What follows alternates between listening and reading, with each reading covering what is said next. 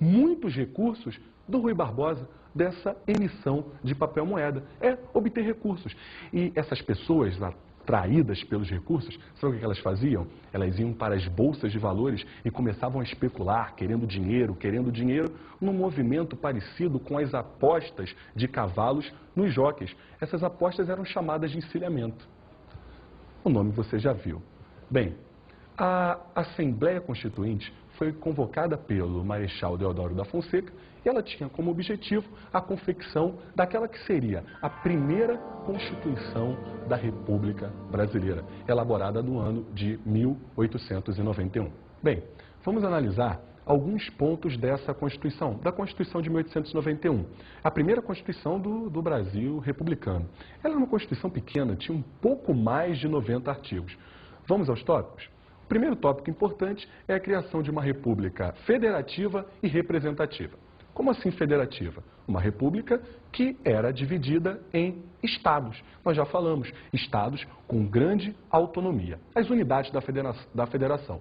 Inclusive, o governo federal só poderia intervir nos estados para manutenção da ordem republicana e, especialmente, em caso de invasões estrangeiras, reservando-se assim a autonomia desses estados. Além disso, a República era representativa, logo, todos os seus membros eram escolhidos por meio de voto, seus deputados, seus senadores e o próprio presidente. Uma outra medida importante é o estabelecimento de 3 poderes, o Executivo, o Legislativo e o Judiciário. O Executivo era composto pelo presidente, pelos seus ministros, não esqueçam dos ministros, e a nível estadual, o Executivo era exercido pelos governadores, chamados na época de presidentes dos estados. O Legislativo no Brasil, desde 1891, nós falamos que é um Legislativo bicameral. Existe a Câmara dos Deputados e o Senado. O Judiciário era composto pelo Supremo Tribunal Federal, né? Era o órgão máximo do Judiciário. Bem, uma outra medida de destaque é a criação do serviço militar obrigatório, uma medida que existe até os nossos dias. Destaque também para os direitos dos cidadãos. Direitos, inclusive, que aparecem na nossa Constituição, na Constituição atual de 1988. Vamos a eles. O direito de propriedade, o direito de liberdade, o direito de habeas corpus e a abolição da pena de morte. A abolição da pena de morte, inclusive, era um tema muito polêmico. Durante o Segundo Reinado, algumas pessoas, inclusive, chegaram a ser mortas, condenadas à morte, e isso revoltava bastante gente. Bem, também precisamos falar sobre a questão do voto no Brasil, e a Constituição de 1891 também regulava isso. Bem, a Constituição dizia que o sufrágio seria universal, ou seja, não havia necessidade de comprovação de renda, logo, o voto não era censitário. Aí você deve estar pensando, né? Nossa, a partir de agora, professor, todas as pessoas irão votar no Brasil. Calma, nós vamos gerar novos mecanismos, novas ferramentas de exclusão política da grande massa. O sufrágio era masculino, logo as mulheres não votavam. Além disso, o sufrágio, o voto, era aberto, logo o voto não era secreto. Como assim, professor? Um voto não secreto. O voto aberto é aquele voto que você precisa declarar a sua intenção de voto. Você precisa dizer, olha, eu vou votar no candidato fulano de tal. Isso abre espaço para manipulação política. Como assim? É simples, eu coloco um jagunço meu. Imagina que eu sou latifundiário, né? Eu sou um coronel.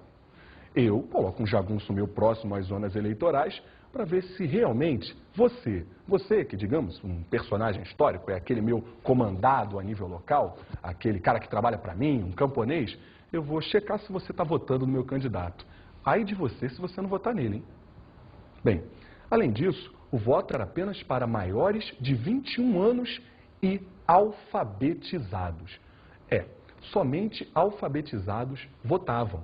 Como é que isso acontece? Era um chamado de voto de capacidades. Só pessoas com capacidades e alfabetizadas poderiam votar. Só para você ter uma ideia, somente cerca de 5% da população brasileira preenchia todas essas condições. A quantidade de pessoas analfabetas no Brasil era algo surpreendente, um problema que ainda custamos a erradicar mesmo em dias atuais. Além disso, não votavam nem padres, nem mendigos, nem soldados. Como você percebeu, boa parte da população brasileira ficava excluída do processo eleitoral.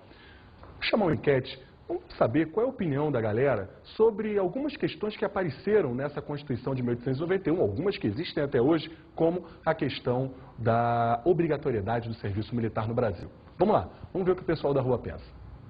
E o que você acha, qual é a sua opinião sobre o serviço militar obrigatório?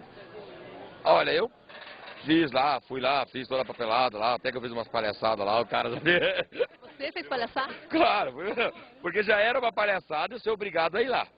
Já é uma palhaçada, agora no dia 3 de outubro eu tenho que ir votar. Obrigado a votar. Então como que um país vai ser democrático se eu sou obrigado a completar 17 anos e se apresentar no exército? Cada um devia ter sua opinião, e se o cara, tipo, ele quer servir, ele vai, ele serve. Se o cara não quer, não precisava ir lá e se alistar, entendeu? Tem chance de ser facultativo pelo fato de existir bastante contingente. Qual que é a sua opinião sobre o voto obrigatório? Eu acho que não deve ser obrigatório. O voto concordo, mas é ruim que as pessoas que querem votar, elas não sabem que, tipo, se elege, não sabem o porquê que elas estão lá, elas querem ganhar dinheiro. Hoje em dia é assim, só dinheiro. Acho que deveria ser facultativo. E analfabeto não devia votar. Por quê? Pelo fato de eles não... Acho que tem que ter uma formação boa para você escolher quem está mandando, quem está escolhendo as coisas por você. E o voto obrigatório, você concorda? Isso aí também é complicado. Com 16 anos você pode votar e para tirar uma carteira de habilitação tem que tirar com os 18. Para eleger uma pessoa para mandar na cidade, a pessoa pode. Acho que Não concorda? não concordo. Se não fosse obrigatório, não iria votar. E você não tem nenhum candidato que você acha que mereça seu voto? Eu acho que não, acho que na hora todo mundo pega em mente, fala um monte. Aí eu prometo isso, eu prometo aquilo, eu vou aumentar salário e... Democracia, para eles democracia é todo mundo poder votar só, isso não é democracia. Você pode exercer a sua cidadania através do voto? Pode, só que deve ser opcional. Pensando bem, não é um país democrático, é um país fantasiado.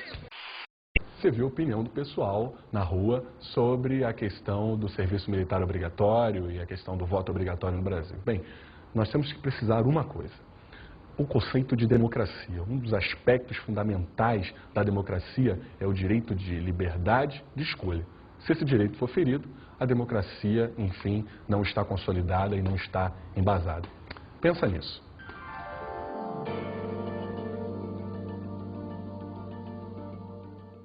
Bem, a Constituição de 1891 previa que o primeiro presidente, isso é uma espécie de dispositivo transitório, hein? Isso não é regra. Previa que o primeiro presidente e o primeiro vice-presidente dessa república seriam escolhidos pelo voto indireto. E foi o que aconteceu. Foram eleitos Marechal Deodoro da Fonseca como presidente e como vice Floriano Peixoto.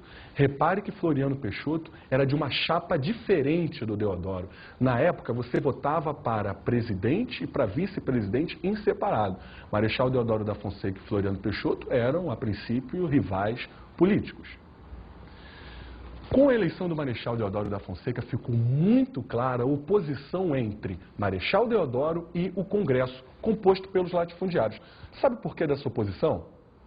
Essa oposição acontecia porque Marechal Deodoro da Fonseca, marechal militar, acostumado a dar ordens, era extremamente centralizador e não abria espaço de participação política para os latifundiários do Congresso.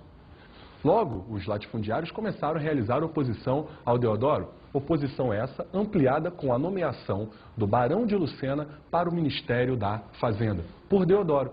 Barão de Lucena era ligado à velha ala monarquista no Brasil, que levantou suspeitas dos latifundiários. Diante de tanta oposição, Deodoro, em 1891, decretou o estado de sítio no Brasil, fechando o Congresso e decretando a prisão de militares da oposição. O resultado foi o aparecimento de um conjunto de manifestações contra o Deodoro da Fonseca. Entre essas manifestações, podemos destacar o levante do Exército comandado pelo Marechal Floriano Peixoto, a greve de trabalhadores da Estrada de Ferro Central do Brasil, uma das primeiras greves organizadas no Brasil na época. Além disso, nós temos que destacar aquela que foi a principal das manifestações. O levante do almirante Custódio de Melo, chamado também de Revolta da Armada de 1891. o almirante Custódio de Mello sublevou alguns navios da Marinha que estavam ancorados na Baía de Guanabara, no Rio de Janeiro, apontou os canhões para o Palácio da República e ordenou que o Marechal Deodoro da Fonseca renunciasse. Sem apoio político e com a pressão da Marinha, o Marechal Deodoro da Fonseca acabou renunciando. Assume então o seu vice, Floriano Peixoto. Floriano de Peixoto que de cara enfrentou um grande problema. De acordo com a Constituição brasileira, com a renúncia de Marechal Deodoro da Fonseca, assume então o vice, o Floriano Peixoto, que de cara enfrentou um grave problema. Esse problema se referia à inconstitucionalidade de seu mandato. Por quê? Porque, segundo a Constituição brasileira, se um presidente renunciasse após menos de 2 anos de mandato, o vice deveria assumir para convocar novas eleições. Deodoro governou durante alguns meses de 1891, logo menos de 2 anos. Floriano Peixoto, então, deveria assumir para convocar novas eleições, o que ele não estava muito predisposto a fazer. Floriano queria completar o mandato